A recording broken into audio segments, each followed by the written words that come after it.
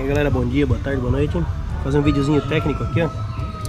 Eu tô com o motor do 1.6 do Focus. Tava grilando, ligava normal. E o que aconteceu? Uns dizem, bota álcool que para. Não, o motor não fazia isso. Pode tirar o cabeçote fora que tem algum problema. E aqui a gente achou o problema dele. Junta do cabeçote queimada.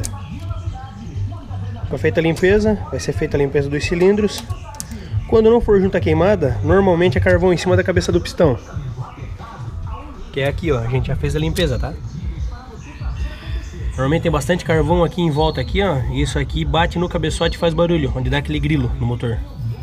Então se não for junta queimada, como é nesse caso, pode tirar o cabeçote e olhar que é carvão em cima da cabeça do pistão. O motor não pode grilar, tá? É isso aí. Qualquer dúvida é só chamar que nós estamos aí.